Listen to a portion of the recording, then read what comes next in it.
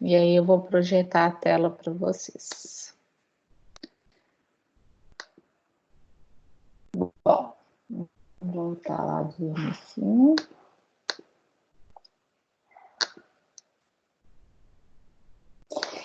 Então, nós vamos começar a falar sobre os músculos do dorso. Então, nós vimos toda a parte esquelética, que é a parte óssea, né? Então, a gente viu lá como a estrutura anatômica das vértebras, vimos a relação, então, de proteção que essas vértebras fazem em relação à nossa medula, né? Então, a gente tem aí o canal medular, que por onde passa a medula.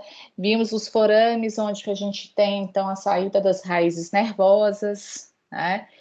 E aí a estrutura anatômica, de fato, de cada uma das vértebras. Então, agora a gente vai começar a falar, né, dos músculos do dorso. Dorso nada mais é que essa parte posterior do nosso corpo. A parte músculo-esquelética é essa interação em que a gente tem entre a parte muscular e o sistema esquelético, que é, de fato, o que dá sustentação ao nosso corpo, dá a possibilidade da gente, por exemplo, ficar na posição de pé, né? E essa sustentação, ela é fundamental para permitir que a gente faça todos os movimentos, né? Que a gente se movimente, que a gente consiga fazer a marcha. Então, a gente tem que ter realmente essa inter-relação entre os músculos esqueléticos e né, o sistema muscular e o sistema esquelético. A parte do dorso, peraí que eu vou só voltar lá no aplicativo. Rapidinho.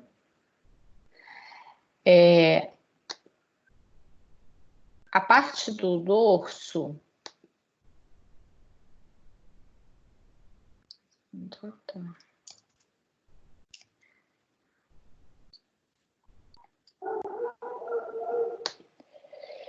E aí tem a gente, então, quando a gente vai começar a ver essa relação entre o sistema muscular e o músculo esquelético, o sistema muscular e o sistema esquelético, a gente está pensando, então, em todos os músculos que estão nessa região posterior, que fazem uma relação com essas vértebras, com parte das costelas. Tem alguns músculos que pegam um pouquinho do complexo do ombro, mas esse a gente não vai ver, porque vocês veem isso dentro da parte de músculo esquelético do membro superior. Então, a gente vai ver essa relação com as vértebras, com parte das costelas, com a parte superior dos ossos do quadril, que a gente já começou a falar, né, principalmente aqui no osso ilíaco, e na base posterior do crânio, por causa realmente da inter-relação entre o occipital e C1, tá? Então, a gente está falando de toda essa região. Aqui tem uma fotinha da parte esquelética. A gente, né, não está vendo a parte muscular, só a parte esquelética, mas a gente está vendo uma fotinha do dorso. Então, toda essa parte óssea, de alguma maneira, tem alguns músculos que eles podem ter origem ou inserção, né, nessas regiões que não são propriamente né, da parte de coluna, mas como tem origem ou inserção, eles fazem parte também. Então, a nossa coluna, né, vai ter, em relação à parte de biomecânica, os movimentos de flexão lateral, de flexão anterior, extensão e rotação. Então, a gente tem um movimento, principalmente na coluna lombar, com, né, uma amplitude de movimento bem grande. Então, a coluna lombar e a coluna cervical, elas permitem esses movimentos grandes, e a gente tem na torácica e sacral quase ou nenhum, né, movimento. Eles têm mais a função da sustentação e de proteção. Os músculos do dorso a gente divide em dois grandes grupos: os músculos extrínsecos e os músculos intrínsecos. Então, os músculos extrínsecos são esses músculos que estão na região posterior do corpo, né, que fazem uma relação mais direta com membros superiores e com a parede torácica. Então, são esses músculos mais superficiais, né? Então, esses músculos mais superficiais da região do dorso, como eles interagem mais com a parte da escápula, com o húmero, então a gente estuda isso em anatomia do membro superior, porque eles estão mais relacionados com a movimentação realmente do ombro e da escápula. Os músculos intrínsecos, então, são esses músculos mais profundos e aí sim eles estão mais relacionados com a sustentação e a movimentação da coluna e da cabeça, tá? Alguns a gente vai ver que movimentam também as costelas, tanto na região posterior quanto na porção anterior, tá? Depois o próximo passo são estudar os músculos da região anterior do tronco. Mas então, a parte intrínseca é a parte onde que a gente vai focar hoje. Então, a gente tem a divisão em camadas, mesmo na parte, isso eu estou falando da parte intrínseca. A gente tem músculos que são superficial, que estão na camada superficial, na camada média e na camada profunda. A gente organiza dessa forma uma divisão anatômica que a gente organiza para ficar mais fácil o estudo. Porque se a gente for pegar né, um esqueleto com toda a parte muscular, a gente vai vendo que tem um monte de camada de músculos, um por cima dos outros, né? Porque a gente tem uma região limitada e com uma quantidade grande de músculos. Então, como eles vão ficando um em cima dos outros, a gente vai dividir em superficial, médio e profundo para facilitar a compreensão, tá? O grupo superficial, então, são esses, né, são os extrínsecos, que são estudados na anatomia de membro superior, que, por exemplo, são aqueles músculos trapézio, o latíssimo do dorso, romboide, serrátil anterior, levantador da escápula, são esses músculos que estão na região posterior, mas de alguma forma eles interagem com escápula e úmero.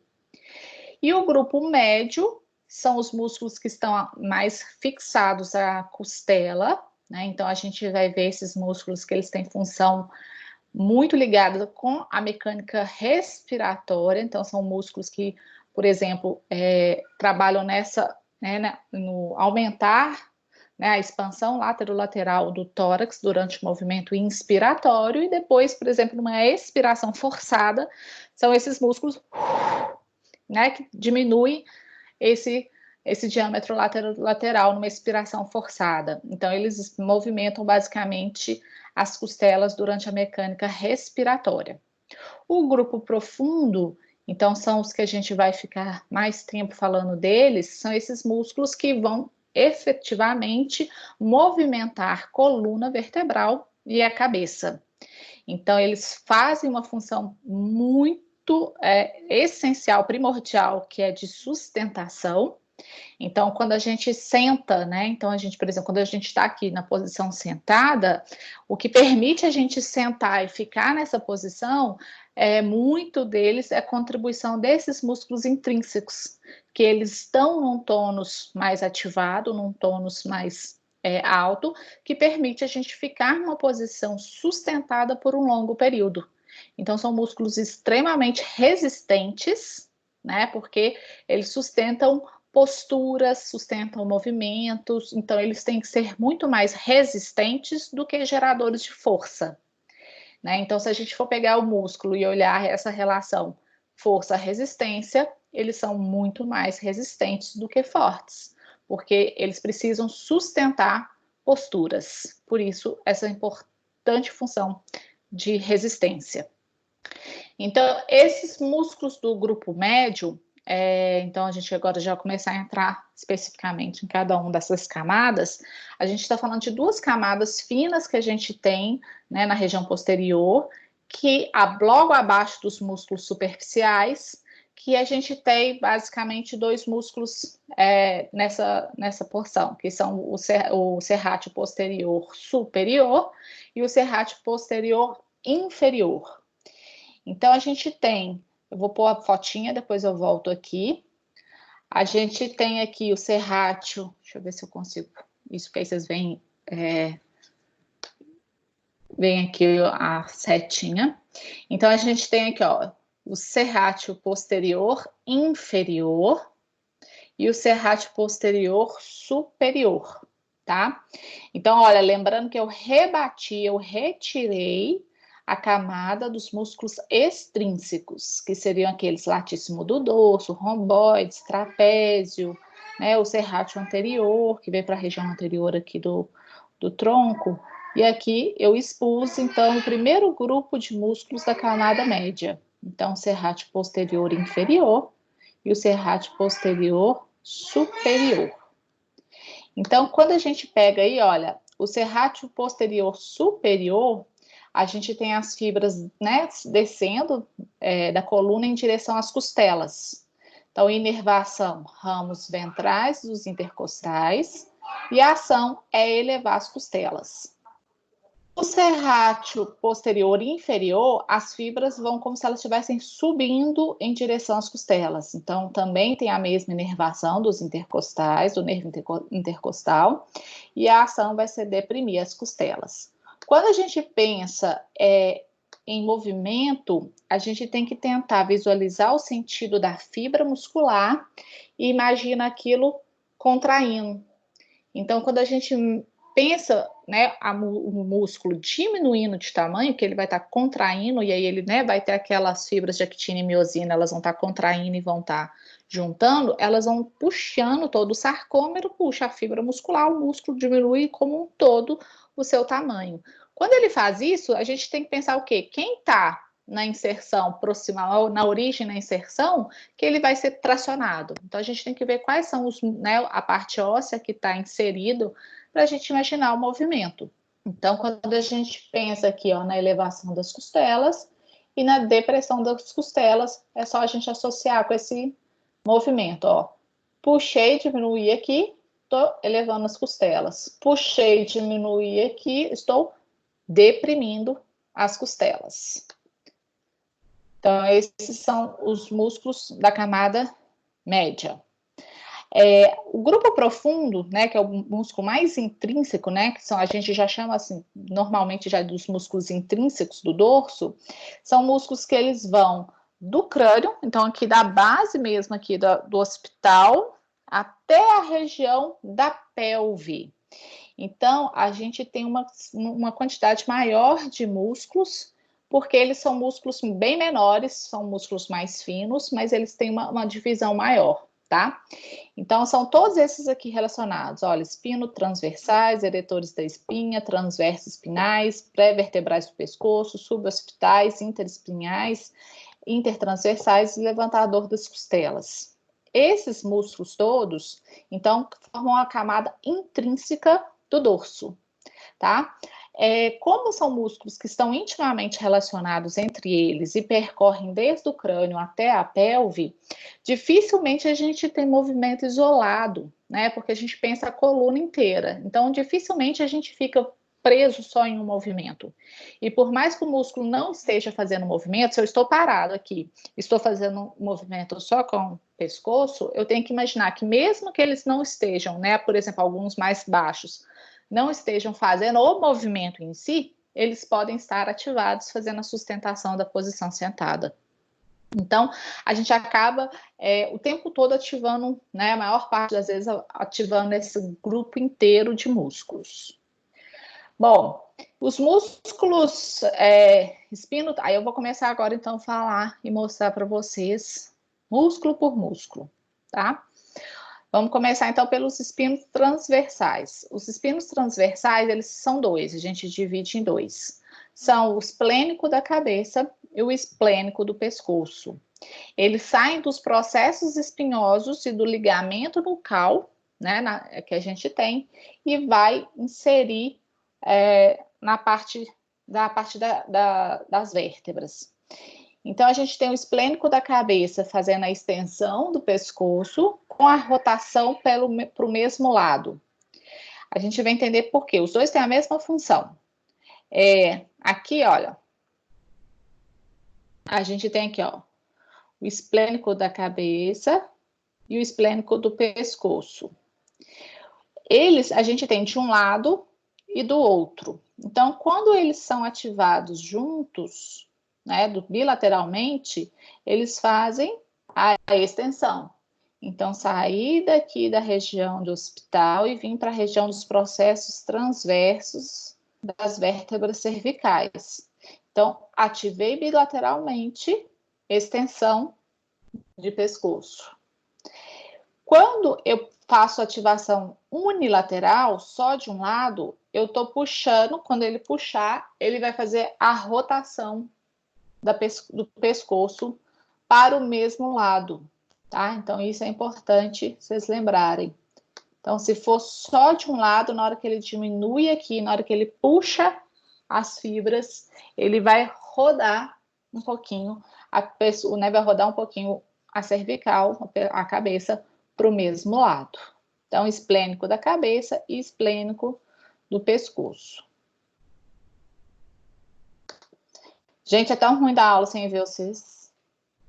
Eu não estou vendo a carinha para ver assim as dúvidas, os sofrimentos. Os músculos eretores da espinha, eles são músculos, também são um conjuntinho de músculos que estão entre os processos espinhosos, os ângulos das costelas.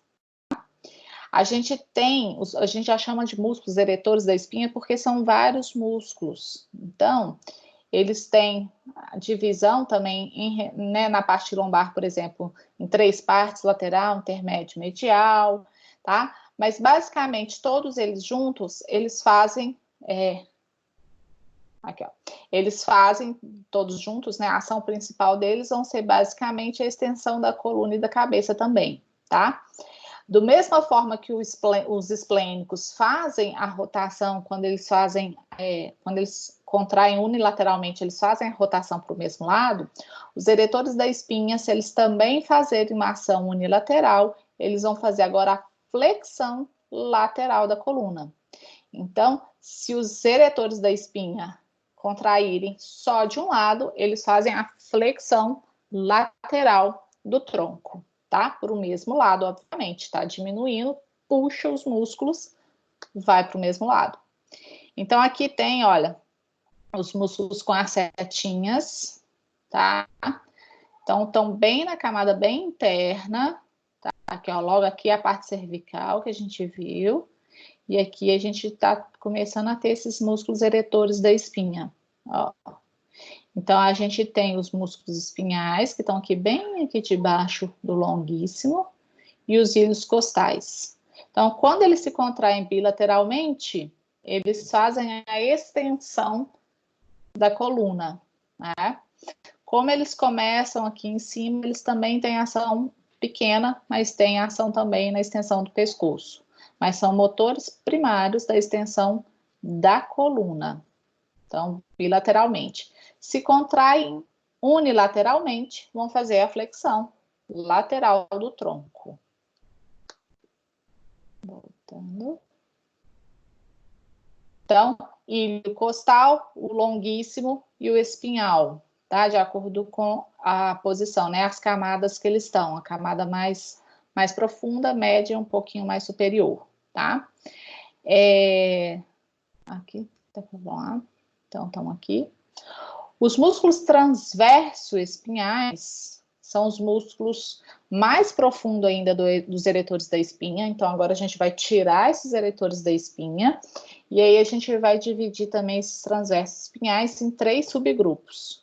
O semi-espinhal, o multífido e os rotadores. Os semi-espinhais são esses músculos mais superficiais dentro desse conjunto aí que a gente está falando. Eles começam lá na região torácica inferior e terminam no crânio, tá? E eles se fixam lá desde lá do hospital. Ó, então vou sair daqui de novo. Então, olha, rebati aquele tanto de músculo, agora eu tô ficando realmente, basicamente, sistema esquelético e a primeira camada muscular.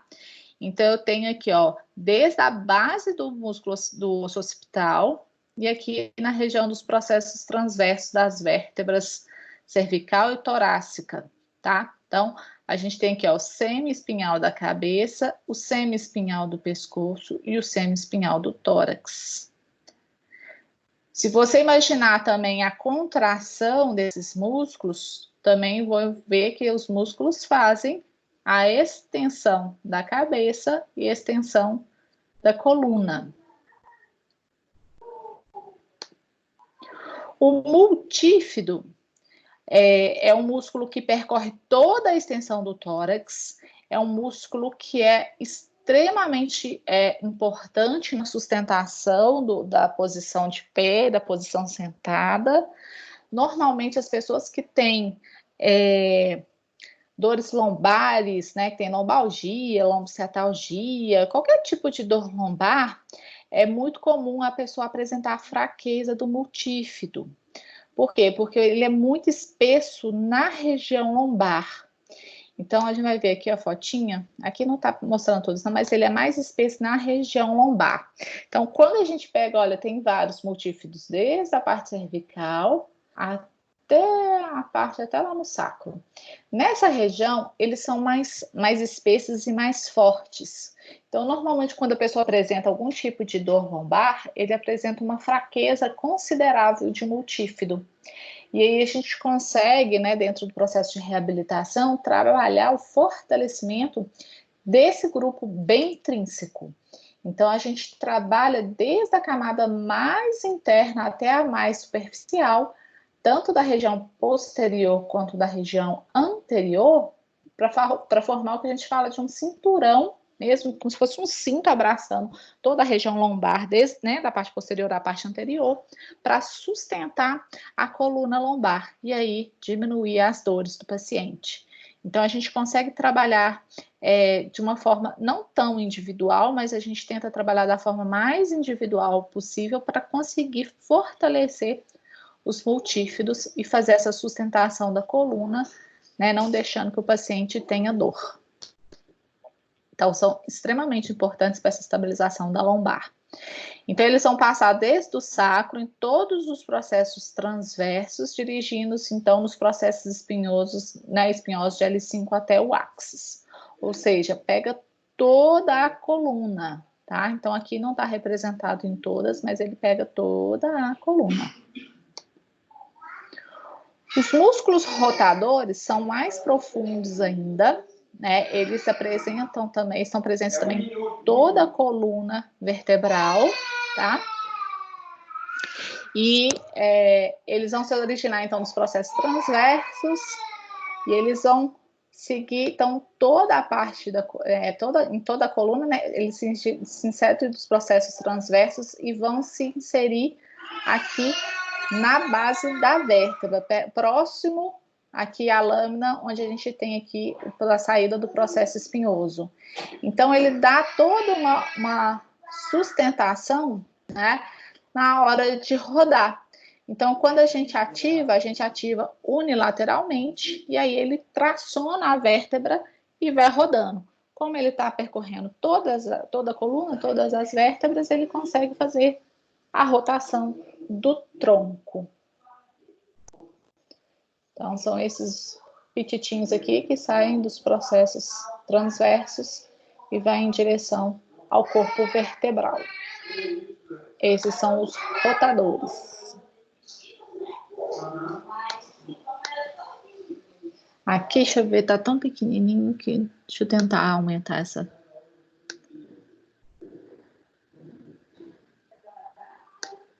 Aqui a gente consegue ver um conjunto aí de músculos intrínsecos.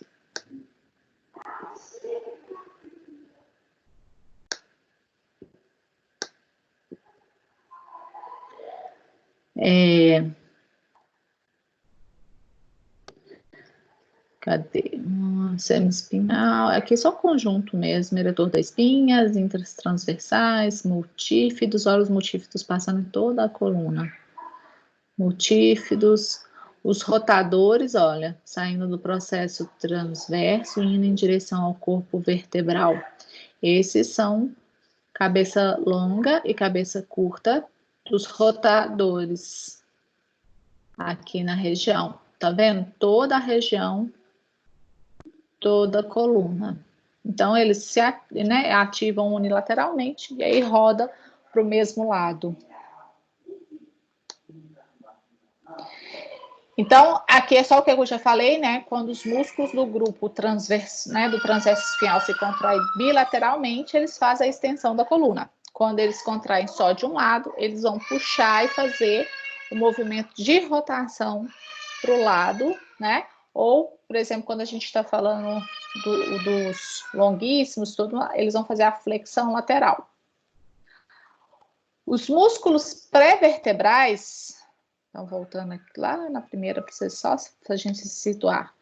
Então, ó, já falando dos espinhos transversais, dos eretores da espinha, dos transversos espinhais, agora a gente vai nos pré-vertebrais do pescoço. Os pré-vertebrais dos pescoços são 4 músculos: longo da cabeça, longo do pescoço, reto anterior da cabeça e reto lateral do pescoço. Então, são músculos também pequenos, olha, que saem também, né, de uma forma, estão ligados dentro da própria vértebra, olha, do processo transverso para a base do occipital, processo transverso para a base do occipital, e aqui do processo transverso para a região do corpo vertebral, bem parecido com os rotadores. Mas aí a ação deles vão ser na extensão ou na rotação da cervical. Então, na extensão, bilateralmente na rotação, ou na extensão da cabeça, unilateralmente na rotação da cervical. Os músculos suboccipitais são os músculos reto posterior maior da cabeça, reto posterior menor da cabeça, oblíquo superior, oblíquo inferior. Também são músculos extensores da cabeça, mas mais que extensores, são músculos que estão muito envolvidos na sustentação aqui da cabeça em cima da coluna. Então, são os músculos que permitem a gente ficar basicamente com, né, a cabeça em cima do pescoço.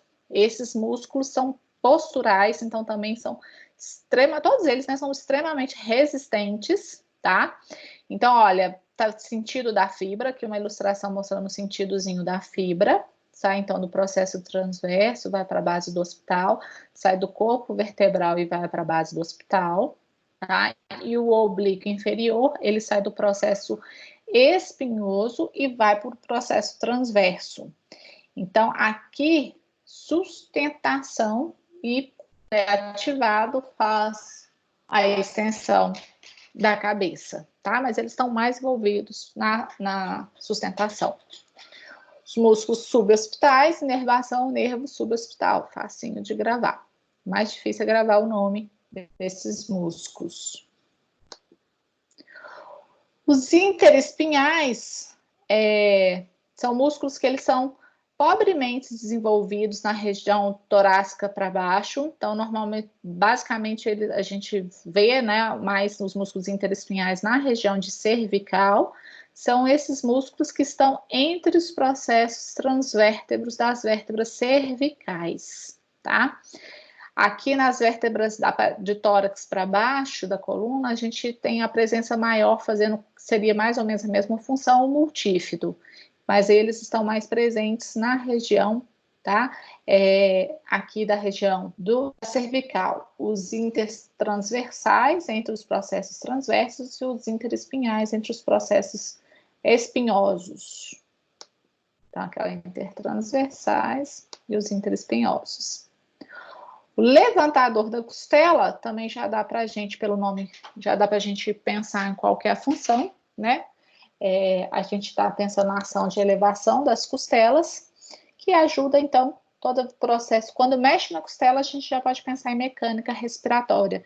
Então, ele eleva as costelas, faz tá aqui o gradil costal, ele faz isso aqui com as costelas. Então, na hora que a gente faz a inspiração, ele ajuda a aumentar esse diâmetro lateral da caixa torácica e o ar entrar dentro dos pulmões. Então, também é músculo de região profunda, tá? E deixa eu aumentar aqui para vocês verem. E faz essa ação aqui, ó, de elevar as costelas.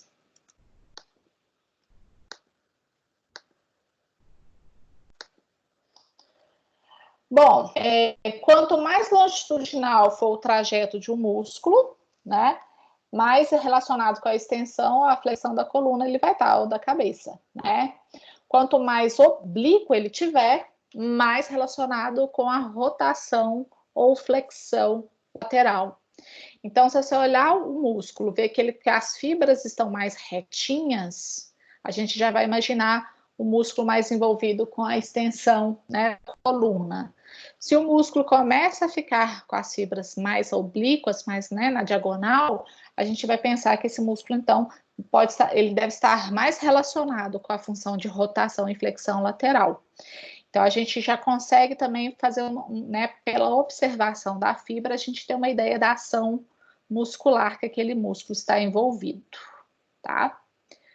Bom, agora que eu vou voltar para parar aqui, voltar para a telinha para ouvir vocês.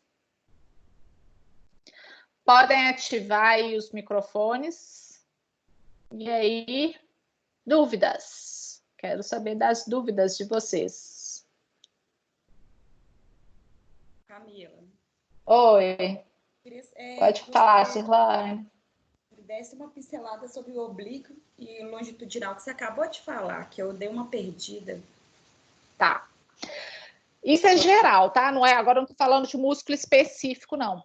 Quando você pegar uma fotinha da região posterior e você olhar o direcionamento da fibra, se a fibra tiver mais longitudinal, ou seja, ela tiver mais retinha na vertical, o músculo provavelmente está mais, a ação muscular dele está mais envolvida com a extensão do tronco da coluna. Se o músculo, a fibra dele tiver um pouquinho mais oblíqua, ou seja, na diagonal, é um músculo que a ação dele vai estar mais relacionada com o movimento de rotação ou de flexão lateral do tronco. Entendeu? Obrigada. Então, se você vê o sentido da fibra, ela já vai te dar uma ideia de qual que é a ação muscular dela. Tá. Mais alguém?